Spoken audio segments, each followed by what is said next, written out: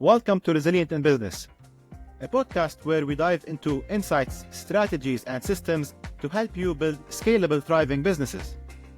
My name is Jad Atwe. I'm an engineer, an entrepreneur, and a business coach. Our intention from this show is to provide value and inspire entrepreneurs to keep pushing forward no matter the challenges. If you enjoy the content, subscribe and help us spread the message. Now, let's get into today's episode. I'm very excited for today's episode. Today, I'm here joined with Michael Anderson. Michael has an interesting background from being a software entrepreneur to going through what most people go through: burnout, overwhelm, even being attacked by a business partner, to now being a leadership expert and helping people in different capacity, improving their leadership skills. He works with companies like Microsoft and Salesforce to help improve their leadership capabilities. He was on the 1,000 Inc. list as well. So very rich background. Thank you for joining us, Michael. I'm excited for this conversation. Thanks, Jad. Thanks for having me. I've been reading your book recently, Leadership Mindset 2.0. It's a very comprehensive overview of leadership. What motivated you to write it? Let's talk a little bit about your background. How did we get to today, and what was the inspiration behind writing this book? Yeah, absolutely. And I started out. I live in the UK now, but I'm American, and I grew up in my career, in my corporate career, was as a programmer and as a technical person. And I worked my way up the quote unquote corporate ladder, and then I started my first company around my mid 30s, and the and starting my first company, I wasn't mentally or emotionally ready for what that was going to entail. And it was a really difficult time because I had all this pressure and responsibility on me, and I wasn't, there was nobody. I didn't have any coach. I didn't have any mentors. And Jad, nowadays there's all sorts of like startup this, startup that, coaches, mentors, etc. And back then, wasn't even that long ago. What is it? What was it? 2005 or so. It was just like you just did it. For me, back then in my mid 30s, I had substance abuse issues. I was really, really insecure. I was smart and driven, but I didn't really understand what leadership was. And I have a long dramatic story that has to do with, again, substance abuse. I was going through a divorce. I had a key employee, a business partner who I got into a disagreement with, and he hit me. He assaulted me during the workday.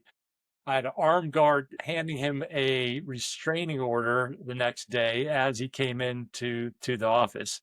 And I remember that evening just reflecting on my life. And I was like, what is going on? Like I hated my life. The thing is, when I founded my first software company, there was a gap in the marketplace. So we had some success very, very quickly on that. And the thing is, we were making money and my company was growing. But since I was so out of my depth, I had such a case of imposter syndrome. And, my biggest fear back then, Jad, was that somebody would find out I didn't know what I was doing. Everybody else would find out, and it would all come crashing down. And there was just such rapid growth that my only goal was just to get to the next day unscathed, just to make it through each day. So I wasn't authentic, I wasn't calm, I wasn't peaceful, I wasn't strategic. I was just in such a reactionary place, and it just really paid its toll on me. Yeah. The $1 million question here is: did you hit back when you were attacked? I didn't. It was interesting because it was the middle of the day on a Wednesday, and he came around. That we were arguing, and he came around and he hit me, and then we just like looked at each other, and he was so angry. And then he left, and I just people asked me, like, was I angry? Was I was in shock. If you ever see like a car accident or something, you're like, did that really happen? I was just like, It was so surreal. I don't know if it didn't even hurt me. I saw it. It wasn't even that it hurt. It was just like, that really happened. And I called a guy, I called a business owner I know. I'm like, this just happened. Like, what do I do? He's like, dude, if that happened one time, it's going to happen again. And I was like, oh, and my part of my mind was like, 'cause I knew what had to happen. And I was hoping, because I knew I had to kick him out of my company. I knew I had to get a restraining order. I knew I had to sue him, go to a lawsuit. I knew that it's going to be traumatic to the customers and the employees, which it was. It was the hardest time of my life. I knew, as all the next day, as all the employees came in, I had to explain to them, the guy you reported to, my COO, the COO, my business partner, is no longer here because he hit me. And I had to call all the customers and I said, that the guy that was your executive sponsor is no longer here. And I can't tell you why. And, you know, and then he started a competitor. He started poaching employees and customers. And I spent so much money. It's just great on lawyers on that lawsuit. It's just nuts, but made it through, made it through. It's interesting you talk about imposter syndrome because sometimes it feels like for most business owners, especially small business owners, like people are making it up as they go. How was your experience, and why is this like point very significant for you? Especially business owners, I remember my sister called me one time and her and her husband just bought a retail pharmacy and she's calls me crying and I'm like, I remember I was in the car and I'm on hands free. It wasn't like this, but it was hands free. I was in the car and I'm like, Amy, why are you crying? She's like, oh, we just got a bank loan application. I never filled one out before. I'm like, yeah, okay. So, and she's like, it's thick. It's really intimidating. And I said, okay, well, here's what you're going to do. You're going to start with the first question. And it's probably your name. Put your name down. You go to the second question and keep answering questions so you can't answer them no more. And then call the bank up and they're going to help you with all the other ones. She called me back an hour later. She's like, it's really not that bad. I'm like, yes, I know.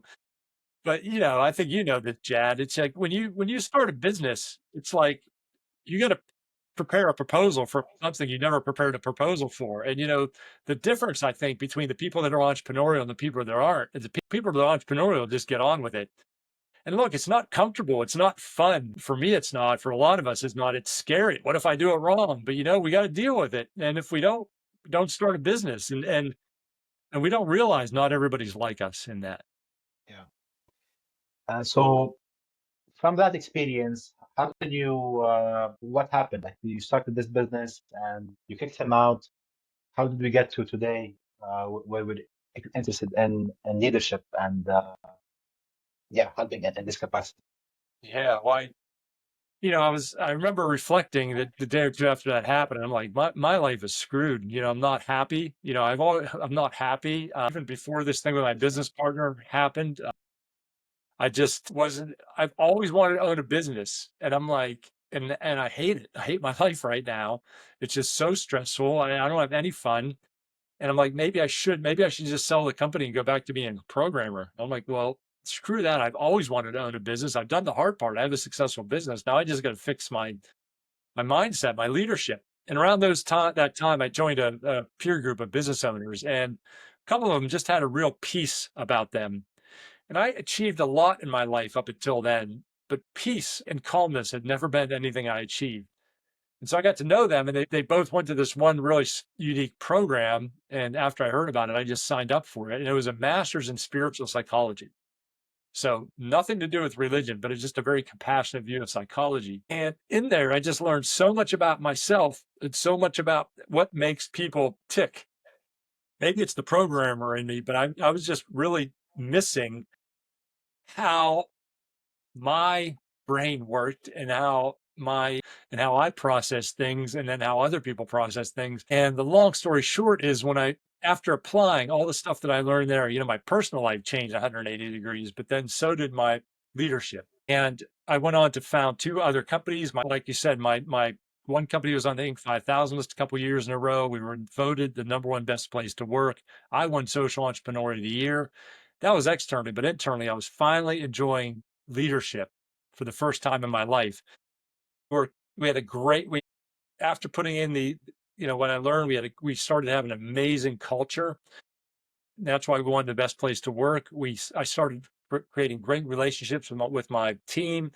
We started just having amazing customer service. So we were giving back to the community, which I think we all want to do as leaders. We just don't know how to get there. And so after doing that for, 10, 15, 12, well, however, many, 10 or 15 years as a business owner, which I really enjoyed, after a while, I thought it might be time for a change. And a business owner in California saw the changes in me and the changes in my company. He asked me to start helping him. And so I guess I was like coaching before I knew what coaching is. And I liked that. And long story short is I realized that I enjoy that. I spent 25 years in accounting software. Maybe it was time for a change. So I sold my 3 software companies, and now I really talk about the mixture of psychology and neuroscience. I went on and got a neuroscience certificate in leadership and how they all work together and how you really need to work on yourself to really be a leader of other people. Yeah. But based on all of this experience, do you feel now that it's possible for people to wing it, or is it important to actually study ourselves and learn more about how to be better leaders in order to, yeah, actually do the job? Yeah, I think there's this myth about being a born leader. And I think some people maybe are a little bit more naturally charismatic. Some people maybe have a little more natural courage. Some people maybe are a little bit better with risks. So, I look at myself, I look at so many other business owners I know, and I look at so many people that I work with, and oh my God, all this stuff is learnable. Having a difficult conversation is an art, but it's an art that you can learn how to do. There's ways to frame the conversation. There's ways to connect to people. There's ways to change your languaging so that it's not a difficult conversation, so that it's an empowering conversation.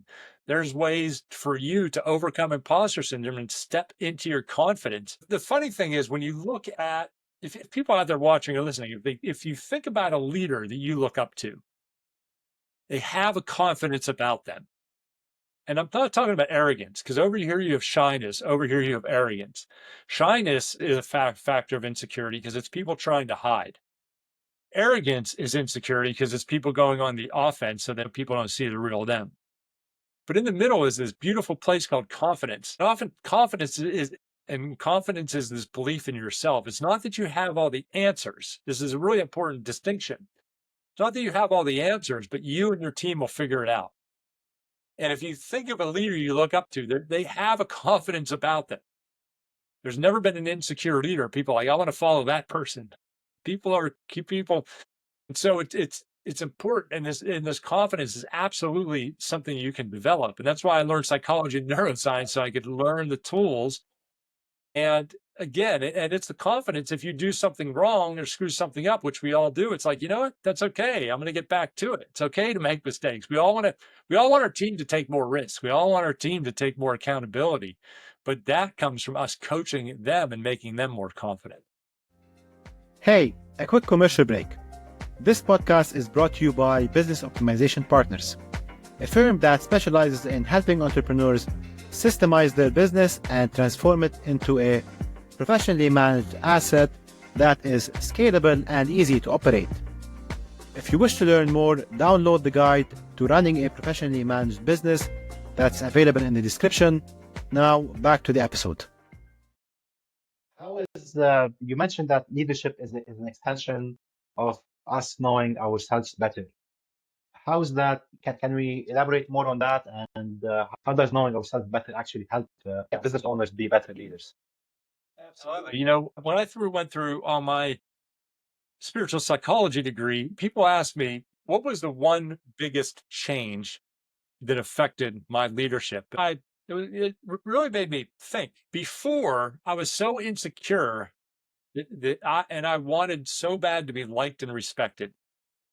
And so if I was around Jad, I'd be like, how can I be the person that Jad will like and Jad will respect? And there's two things. Obviously, that's inauthentic. So if I'd meet Jad, he'd be like, it's okay, but there's something about him, right? We all have great intuition. And when we're being inauthentic, people can pick that up and they don't necessarily trust us that much. And also now it's very tiring. It's very tiring to try to be somebody you're not. Out of work, I get to really understand, trust myself. I got to know who I was. I get to like who that person is, and I got to trust myself. And as I brought that out into the world, saw that. People, we talk about authenticity and vulnerability, but we got to be careful because we shouldn't ask leaders to be more authentic and vulnerable.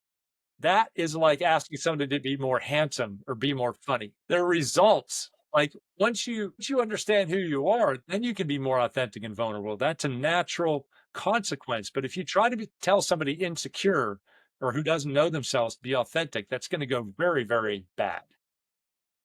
And so it really is, like you mentioned there, the core tenet of leadership in my book is your leadership is a reflection of the relationship with yourself. So if deep down you don't trust yourself, people are gonna like say, yeah, my intuition's off. I don't really trust this person. And you really need to know who you are because you need to bring that forward because your team, your culture is going to be a reflection of you, whether you like it or not. It's going to take on your what you put out there. And so leading other people is really about getting to know yourself better and monitor yourself, maybe get angry less often, respond instead of reacting, all these different things. And then you're going to be a more powerful leader for others. What's the process of knowing ourselves better and what we should focus on in order to be more, yeah, be better human beings to begin with and better leaders? A big question, Jad, for this. So I break leadership down into four processes, four steps into a process. I call it the growth leadership path. And I call it growth leadership because to me, when I teach leadership, it's like personal growth. Like you're growing as a person, so you're growing your team so that your company can grow, and you're growing the people in your team. So everything is about like growth, in a way, personal growth. So the first thing is release and reset. So we have beliefs, and it's how we grew up. It's how we it's the culture we grew up in. It's maybe they come from intergenerational beliefs. There's cultural beliefs. There's sometimes religious beliefs, sometimes gender-based beliefs that we have. And some of them are really helpful, but a lot of them are holding us back. And these are subconscious. So you need to let go of these beliefs. In addition, oftentimes we're in leadership because we're good doers. And the thing is, if you spend 20 years as a good doer, and then you either start your own company or you get promoted to VP or CEO, your whole life has been about doing things tactically and functionally. And then all of a sudden you have to switch to not being functional, not being tactical, not micromanaging. And so you have to let go of that. Marshall Goldsmith, an amazing, one of the godfather of coaching, wrote a book that says, what got you here won't get you there. So we have to let go of this stuff. And then once we let go of that, then we can rewire ourselves. We can rewire ourselves for authenticity. We can rewire ourselves for communication. And we can put in this new operating system, this next operating system. And then we work on team. So it's release these old beliefs and these old habits, rewire with the ones you need. Then it's team performance, and then it's becoming more strategic. So those are the four steps. Yes. What about team performance? Well, team performance, people want to do a good job. Most people that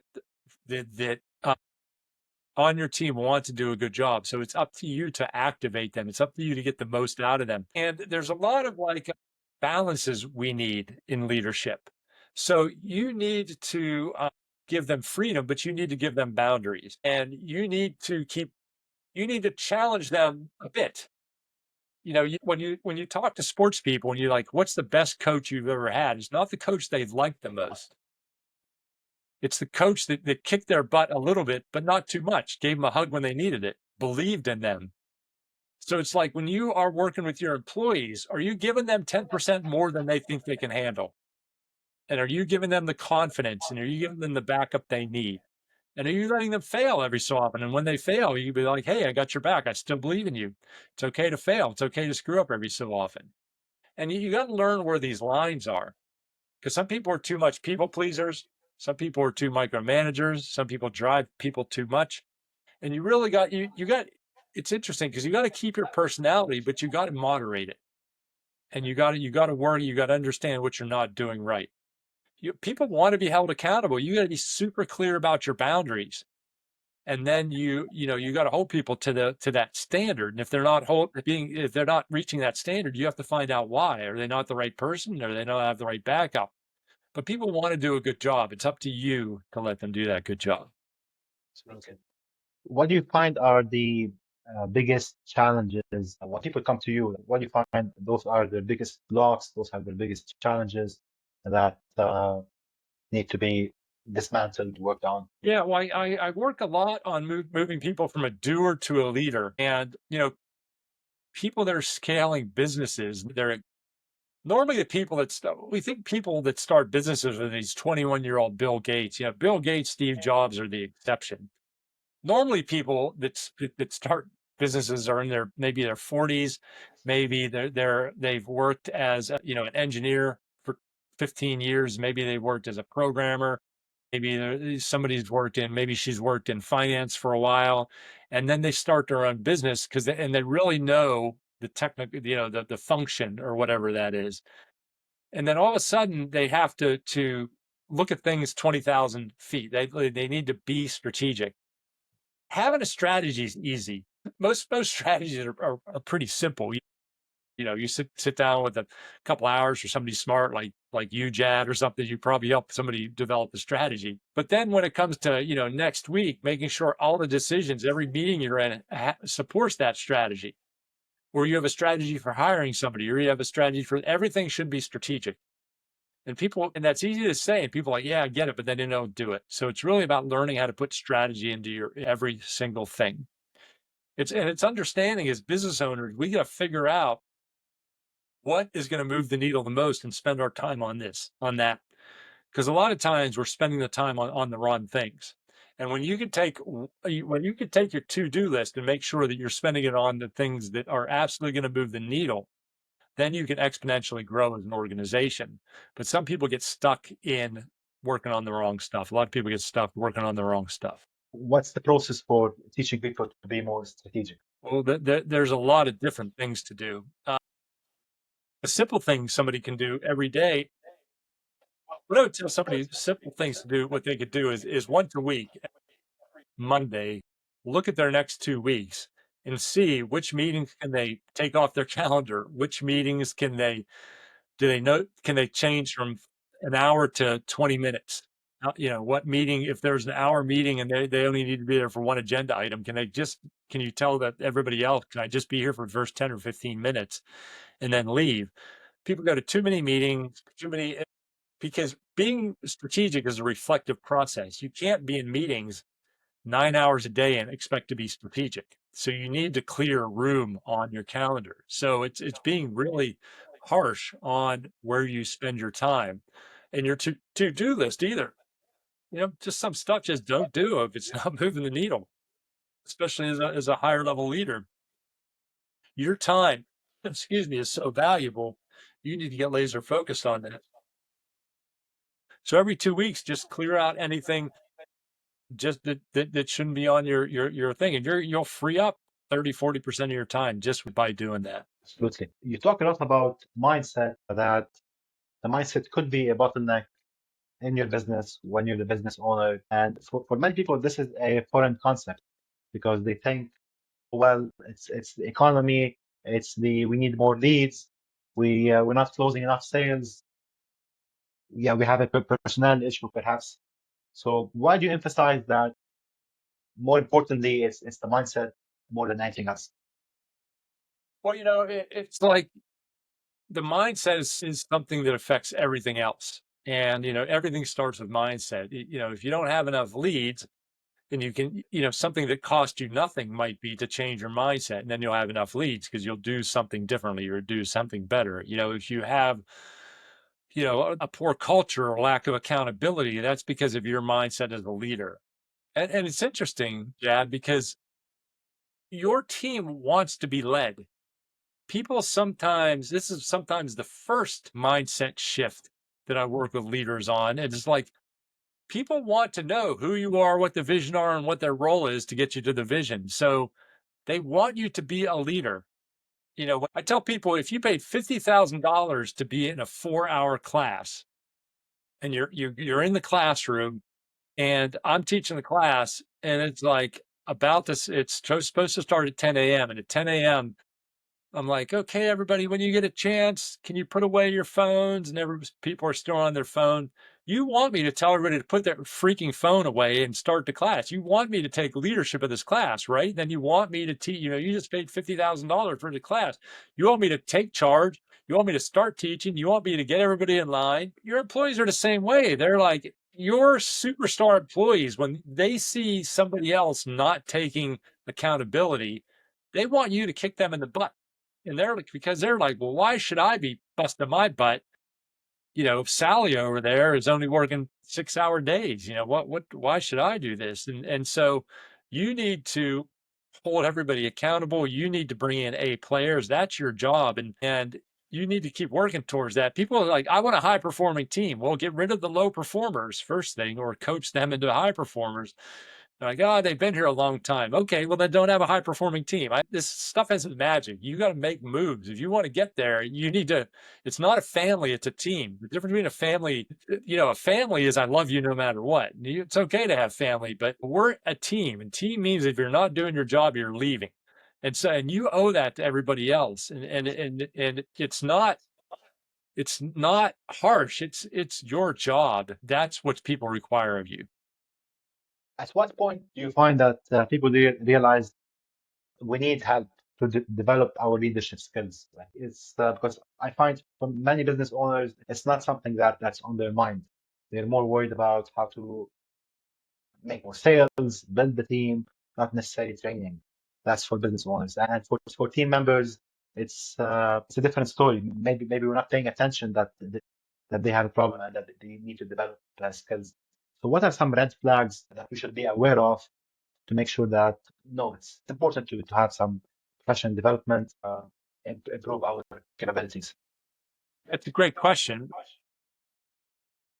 If there's a problem that has showed up more than once in your life, that's probably a mindset issue. Like if you're like, that person's not accountable and that person's not accountable and that person's not accountable, it's not like that's a mindset issue. That's something, there's a systematic thing that's broken that you're not addressing.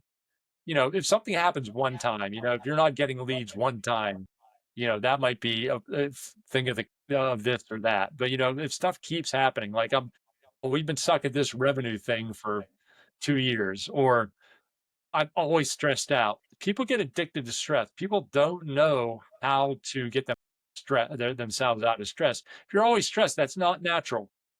There's things you can do about that. If you're always, this or always that, if you're delegation, I work with a lot of people that are just flat out addicted to being busy, and they're addicted to these little things. Yeah, I had a business owner who saw me speak, and he's like, we've been stuck at the same revenue for the last 2 years. We've been up and up and up, and then we were stuck. And he's like, listening to you, I realized the problem's me. And it was him. He was micromanaging. He was a great salesperson, and he loved being a salesperson, but we needed him to be a CEO and a managing director. But he secretly still wanted to be the salesperson because he knew he was a great salesperson. And when you move into leadership, you deal with so much uncertainty. And there's nothing to say he's going to do a good job this day, this week, or this month. But when he's doing sales, he knows he can close a sale. So psychologically, he needs to put himself in this place of unknown and let go of what is known. And that's very scary for our subconscious. But when we can work on that, then it becomes massively powerful. What's the process? What's the process? Well, to realize what you're addicted to. He was addicted to closing a sale. And now he has to realize that his role is changing, and he has to realize where he's self-sabotaging his company. Because especially when you're in sales, you bring on salespeople, and then, they get it to the closing meeting, and then the boss comes in. So it's not fun for them. They don't get to close the sale. They're not learning. They're not taking on the responsibility himself, and he's keeping himself out of the more strategic type things. So when you realize that, and then you realize all the behaviors that is keeping you stuck there, and then you have accountability to where you're spending your time, is the process. Yeah. So this podcast is called Resilient in Business, and resilience is a big part of what you talk about. What do you believe are the core elements that every leader should have in order to demonstrate more resilience? Yeah, well, just like everything else, your resilience is a relationship, is the factor of your relationship with yourself. When you can, a lot of resilience is about being okay with not being perfect. And when you truly trust yourself and you know yourself and you have faith in yourself and you make a mistake, that's not going to shatter your ego, shatter your confidence. So when you can really truly believe in yourself and have trust in yourself, that's true inner resilience. And that's going to give you what you need to be able to take risks.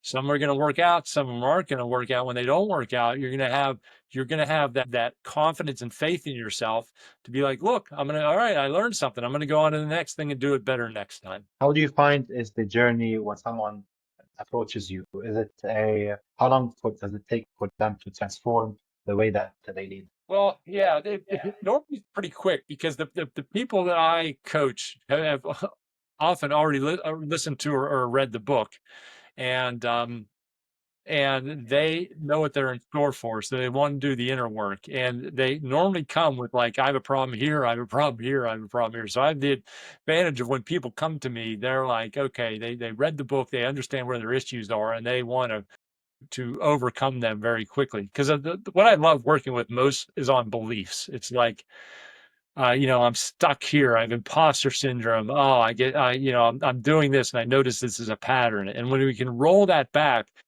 that's the most freedom, and that's the quickest success people can achieve, is when they realize that they have these beliefs that are holding themselves back.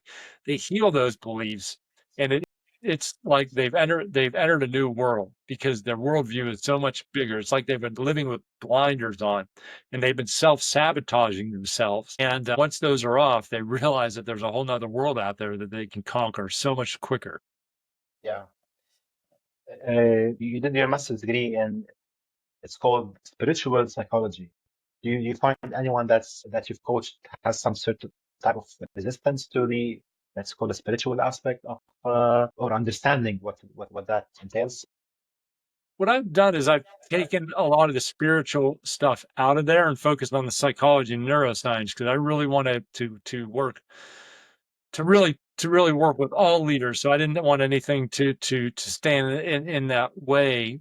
And and the people that do have a spiritual belief, whether it's a religious belief or it's a general spiritual belief, and they can, to me, we as leaders, we want to use anything available to us to help us bring more. Because I believe when you're a leader, you affect so many other people. So when you can lead from a more positive place, get out of your ego and the negativity and more in the authenticity, you help so many other people do that. And so we want to use everything at our disposal to support that. Because, dude, leadership is hard. Owning a business is difficult. We both know this, Jad, and I'm sure a lot of the listeners do. So one of the hardest things you could do. Nothing's going to prepare you for that. And so we need to use everything at our disposal. But when we do that, it is so exciting and so fun, and we help so many people. At the end of the day, if you want to help as many people as you can, be a business person, create a great culture, and use that company for as a force for good, is 99.9% of the people out there. That's how you're going to make the biggest splash in this world. Yeah. On that note, we like to end our episodes typically with a positive note. What are you excited for in the future? What are you looking forward to? What's next? New book, new adventure? Well, Chad, one thing is we have my first coaching certification course, which you're going to attend. So I'm excited about that. People can't even sign up for that because it's closed now. But so this is my fourth book, and a lot of people are like kicking books out, and I'm like, you know what? I want to write a book that's awesome. And I hate to say it, but my last book, and here it is, I'm pitching it, Leadership Mindset 2.0. I spent a lot of time on it. It's the stuff that I've been teaching for the last 10 or 12 years. And I'm not writing another book for years, because I believe so much in this book. It's won 3 Book of the Year awards. It still sells $500 to $1,000 worth of it every day, even 2 years after it's done. And I'm just going to spend like literally the next decade spreading that, that what I teach in there, because it's like you said, I can't remember if it was before. It's like an instruction manual. It's like, here's what you do from a psychology, neuroscience standpoint. So I know that's a pitch for the book, but I'm really proud of it. And I get emails almost daily. Like I've read it 6 times. It's awesome. And just to see people like I'm showing up so much differently as a leader is really, why I do what I do. How can people get in touch with you, learn more about your work? So it's either leadershipmindsetthebook.com, or rmichaelanderson.com. My name is Michael Anderson, but I use my first initial R, which stands for Robert there, because nobody can find Michael Anderson. There's too many of us. So it's rmichaelanderson.com. And look, if people find me on LinkedIn, here's something fun to do. If you find me on LinkedIn and connect to me and say, I'm connecting to you from Jad's podcast, I'll send you something for some cool thing for free. I don't even know what it is yet. Maybe it'll be different for everybody else. But if you connect me on LinkedIn, say I'm from Jad's podcast, I will send you something cool for free. Thank you, Michael. It was an interesting conversation. There's a lot to unpack here. I mean, too many to cover in 30 minutes. Yeah, real pleasure. Great questions. And I just hope we helped a couple of leaders out there just live a little bit of a more happy life. Thank you. Thanks for tuning into the Resilient in Business podcast. This show is all about providing valuable insights and inspiring entrepreneurs to keep pushing forward no matter the challenges. If you enjoyed this episode, be sure to subscribe and help us spread the message. See you on the next one.